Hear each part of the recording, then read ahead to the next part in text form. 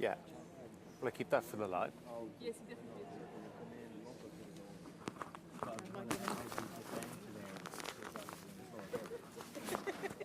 Oh,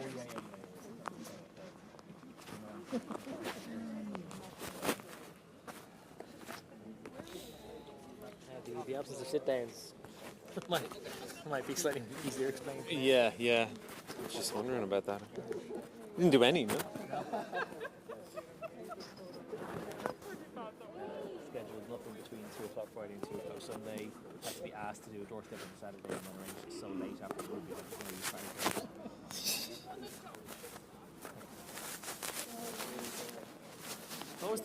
What was the election poster that Nicola Murray was stood in front of? Was it Here we go. was it Second turn. was it I am Ben? Yeah, Liam Bentley. Yeah, I am Ben. Yeah. Yeah, you okay there? Yeah, no problem. Okay.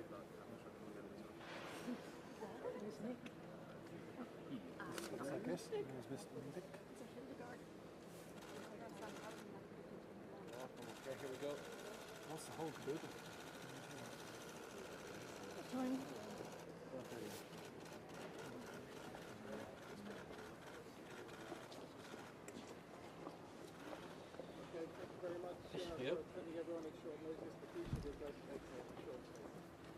Everyone, I'd like to thank you for coming. I'd like to read a brief statement.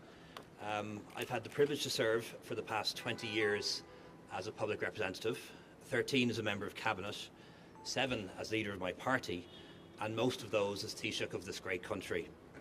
It has been the most fulfilling time of my life. Working with colleagues, I've had the honour of helping to lead Ireland from unemployment to full employment, from a budget deficit to a budget surplus, from austerity to prosperity, through a pandemic in which we saved lives and livelihoods, through Brexit when we prevented a hard border between North and South and protected our place in Europe.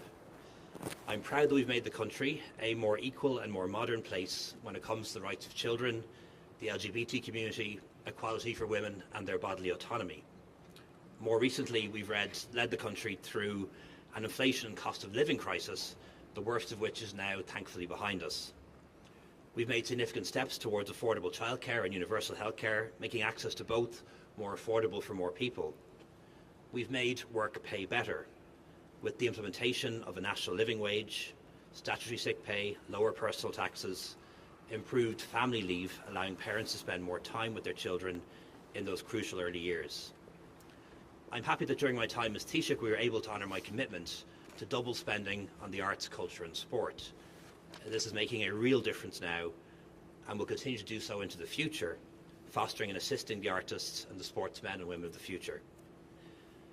We provided leadership by increasing our spending on international development, and we've expanded our diplomatic footprint around the world, building on Ireland's already considerable soft power.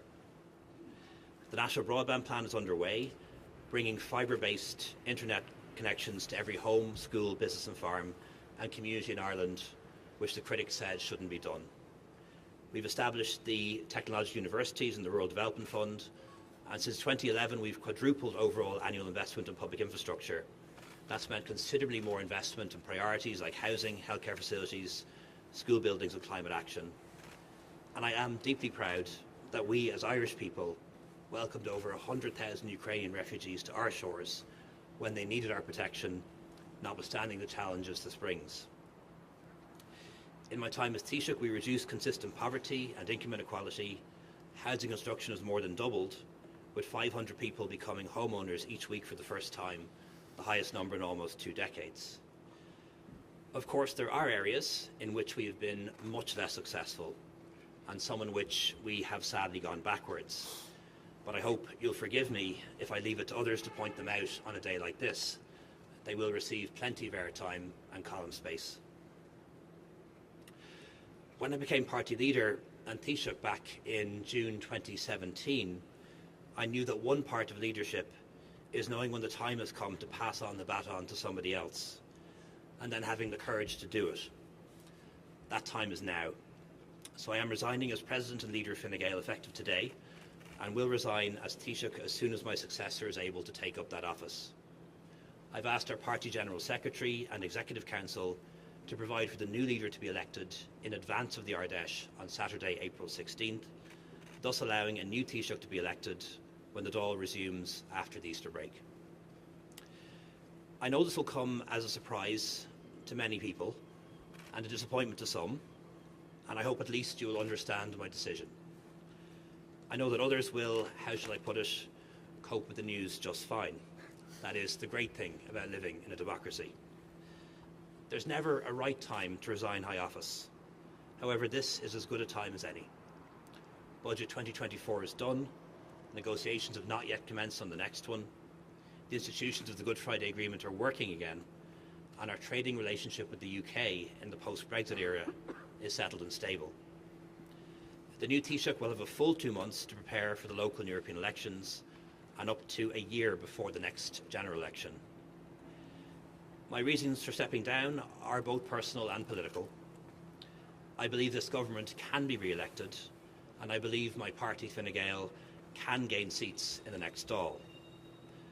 Most of all, I believe the re-election of this three-party government would be the right thing for the future of our country, continuing to take us forward, protecting all that's been achieved and building on it. But after careful consideration and some soul-searching, I believe that a new Taoiseach and a new leader will be better placed than me to achieve that, to renew and strengthen the team, to focus our message and policies, to drive implementation. And after 7 years in office, I don't feel I'm the best person for that job anymore. There are loyal colleagues and good friends contesting local European elections, and I want to give them the best chance possible. And I think they have a better chance under a new leader. I am standing aside in the absolute confidence that the country and the economy are in a good place, and that my colleagues in government from all three parties, Fine Gael, Fianna Fáil and the Greens and the Oireachtas, will continue to work hard for the nation's best interests. On a personal level, I've enjoyed being Taoiseach, leader and cabinet member since March 2011.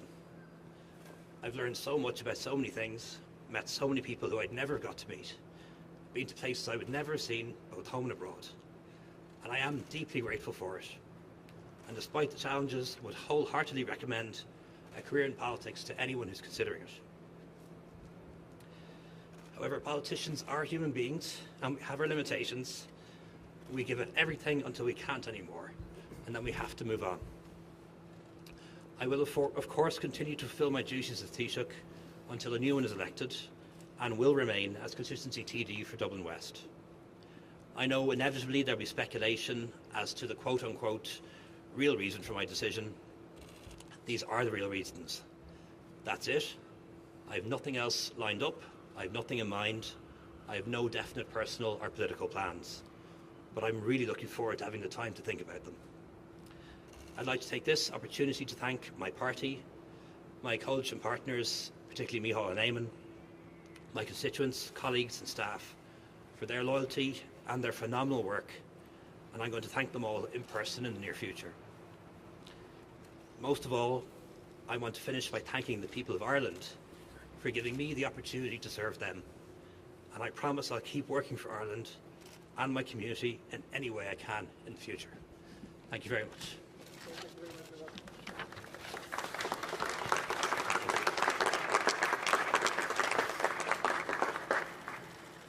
Taoiseach, were the referendums the last straw, Taoiseach?